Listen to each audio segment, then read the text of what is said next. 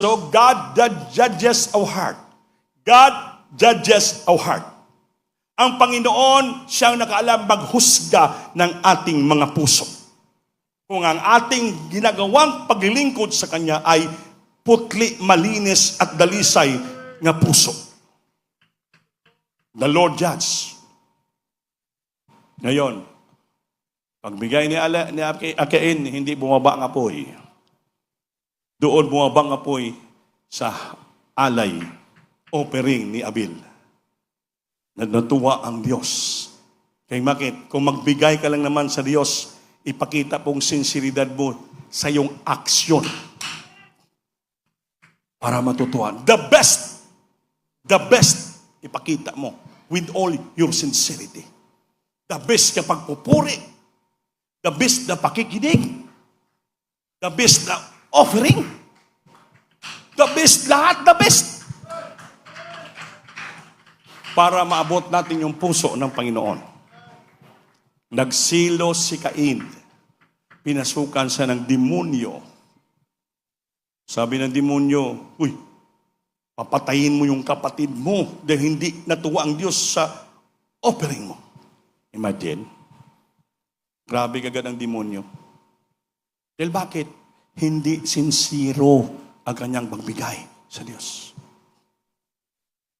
Hanggang pinatay niya ang kanyang kapatid.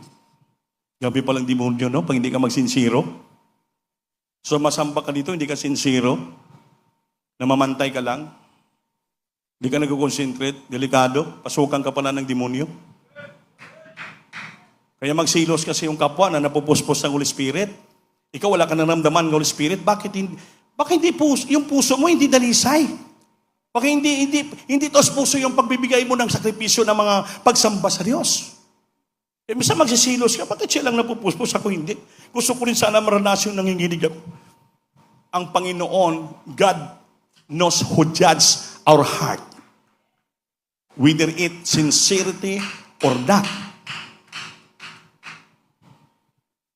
Kaya sabi ng Panginoon, Cain, where is your brother? Bakit? I am my brother's keeper? Ako bang tagabantay ng aking kapatid? Grabe, tayo mo, sagot niya sa Panginoon. Panginoon na yon, nangusap sa kanya, Cain, where is your brother Abel? Why? I am my brother's keeper? I don't know. Where he are? Sabi ng Lord, ng Panginoon, you are your brother's keeper. Tagabantay ka, taga-asikaso ka na yung kapatid. Takot na siya sa Diyos, bakit? Pinatay niya ang kanyang kapatid. Kung gusto mo, pagpalain ka ng Panginoon, palagi ka maligaya, payapa, palagi kang daluyan ng grasya, biyaya, walang masama sa isipan mo, palagi pure ang puso mo, ibigay mo ang the best sa ating pinakalang Panginoon, yung mga pagsamba. Walang sasagi sa isipan mong masama, walang carnalities, walang evil thoughts. Wala. Pure heart. Malinis na puso sa ating Panginoon. Everybody praise the Lord. Kaya mga namahal, mayroon dito sunod, anti-hypocrisy. Anti-hypocrisy. Anti-hypocrisy. Meron palang true sincerity or anopokritos, sa Latin natin yan, is without hypocrisy. Acting as an anti-hypocritical in honest presentation of oneself. Kung gusto mo, ang ginagawa mong pagsamba sa Diyos, ginagawa mo lahat without hypocrisy. Kilanglan, ibigay mo ang lahat, you act as anti-hypocritical and honest representation para sa ating Panginoon. Honest. Yung tension na pinili mo, hindi mo kinukuhaan, hindi mo binabawasan kahit piso. Honest representation of oneself. Yung mga pagpupuri mo ay malinis, honest ka sa pagbigay mo ng presentation mo sa ating mahal na Panginoon. without hypocrisy, with an open heart. That is true sincerity. Kaya mga minal, nakikita na Diyos, ang Diyos ang nagda-judge ng ating puso. Mga minal. Sa tao, makapakitang tao ka, na you're so honest, you are so sincere, pero sa Diyos, He knows to judge our heart. Whether it is pure or not. Everybody say, praise the Lord. Sunod, motives matter. Motibo sa mga bagay-bagay. God evaluates why we do something. Nakikinig ba kayo? Motives matter, ibig sabihin, motibo sa mga bagay. God evaluates, ang Ginoo nag-evaluates, ginabalanse niya. Evaluates why we do something. Kung tayo pa'y gumagawa ng mga anumang bagay. Not just what we do. Hindi dahil sa ating na ginagawa. True devotion is not a performance. Nakikinig pa kayo. Ang totoong devotion, pagsamba sa Diyos, pagpupuri, hindi po sa ating pinapakitang performance dito. Na magaling ang boses mo. Magaling ka mag-arte. Kay as condemned in the Pharisees. Kaya mga Parisiyo, kinondim ng Diyos. Ay bakit? Ang ilang damit nakaputi. Puting-puti. Ngunit ang puso nila, puro bulok na kalansay at skeleton na mabaho na. That's why the Lord condemned the Pharisees. Ang totoong devotion, simple lang. Tahimik lang is but a quiet. Tahimik, labing mapagmahal, at masunurin na puso. Walang reklamo. Kung member ka, i-assign ka sa gate, i-assign ka sa CR, wala kang reklamo. Saan kayo lagay, i-assign ang iyong leader, wala kang reklamo. That is sincerity. Relax, tahimik ka lang. Hindi ka wala kang sinasabi. Ngunit mapagmahal ka sa iyong leader. Mapagmahal ka sa iyong kapwa. Mapagmahal ka sa iyong sa church, sa patikan. An obedient heart. Obedient heart. Sumusunod na puso. Walang reklamo. Walang reklamo. Walang reklamo. That is sincerity. Kahit saan ka dalhin ng Diyos, saan ka ilalagay, wala kang reklamo. But you are so quiet, wala kang salita, pero ang puso mo puno ng pagmamahal. At ang puso mo ay masunurin. Amen? Because God evaluates.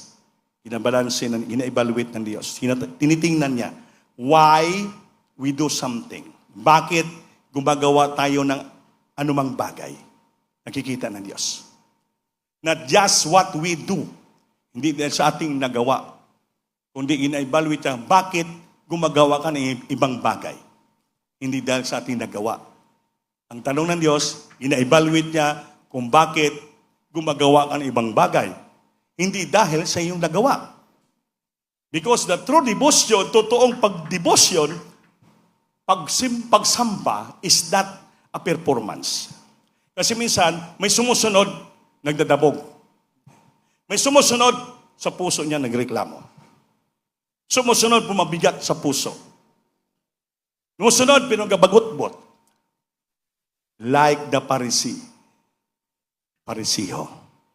Pero ang taong totoong pagsunod sa Diyos, tahimik, mapagmahal, at ang puso ay sumusunod. That is motives matters. Everybody say, praise the Lord. Praise the Lord. Dito na tayo sa pure heart. Example ni Paul in 2 Corinthians. Dito mo tayo. Example of Paul in 2 Corinthians. Nagito, Paul emphasizes acting with godly sincerity, not using the word of God for personal gain or fiddling the truth. Ang ibig sabihin, Example ni Paul, gini-emphasize, pinagdidiinan ni Apostol Pablo. Niyang pagsunod sa makadiyos nga sinseridad, hindi natin gagamitin ang salita ng Diyos sa ating personal gain. Or fiddling, nagpi-feed ka. Fiddling the truth. Kasi may mga Kristiyano, ginagamit ang salita ng Diyos para sa personal gain. Para makapangutang, mga pangloko, mga panglinlang. Tandaan nyo yan, mga minamahal. Amen? Amen? Not using the Word of God personal gain for personal gain. It is self-interest. Or fiddling the truth. Or pinag-feed natin, pinagsasabi natin yung katotohanan, pero mayroon kang personal gain. Pupunta ka sa bahay ng kapatiran, kunwari may bersikulo ka pa, pero maya-maya, kahit 10,000 lang.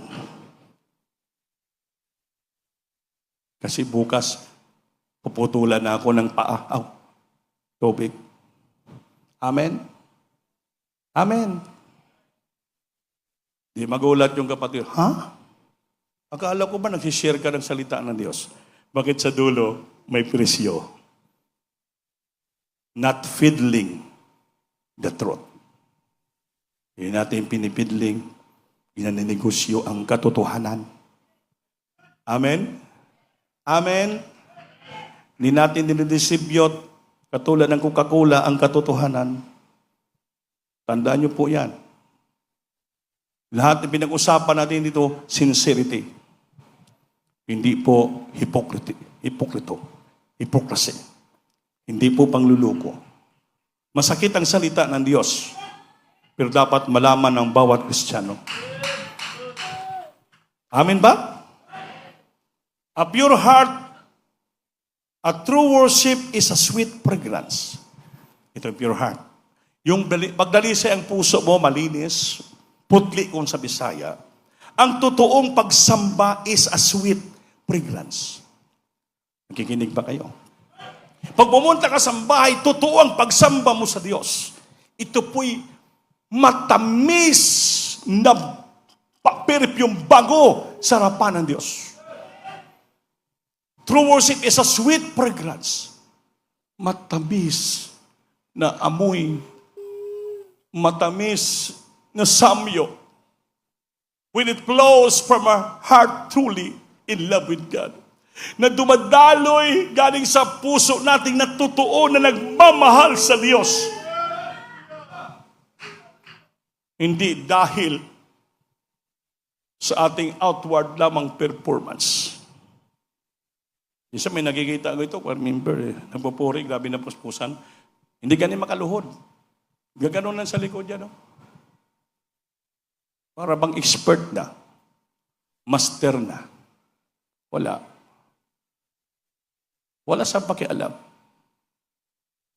Kaya meron dito kami kapwa preacher. Hindi ko na babanggitin kaya bawal yun. Pag magpuri kami dito, pag wala sa microphone, magpuri sa ganun lang. Tahimik. Bibig niya, hindi na bumubuka, hindi kumakanta, hindi maawit. Wala kang marinig na. Kaysa singaw na lang, hallelujah. Hallelujah. Wala talaga. Pero bigyan mo ng microphone, makahawak ng microphone, terrible. Parang masira yung speaker. Hallelujah! Bupus-pus. Terrible. Saan yung sincerity dyan? Sabi ko, ang paglilingkod sa Diyos, not in eye service or mean blessing. Hindi nagpapalugod ka sa tao, nagpapakitang tao, but in singleness of heart. May microphone kag wala, ibukang bibig mo, umawit, sumigaw ka sa Diyos.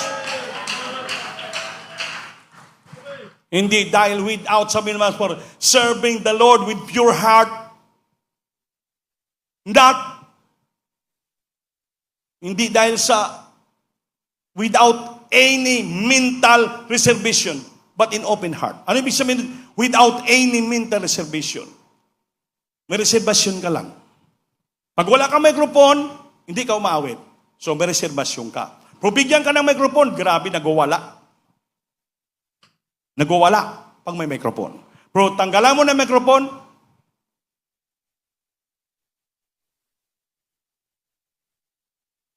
saan ang sinseridad yan? Walang sinseridad. Sabi doon, that is hypocrisy. Maharap ka sa Diyos. Hindi ka kumakanta, hindi ka umaawit. Hindi ka nagtataas ng kamay, hindi ka nagpapalakpak.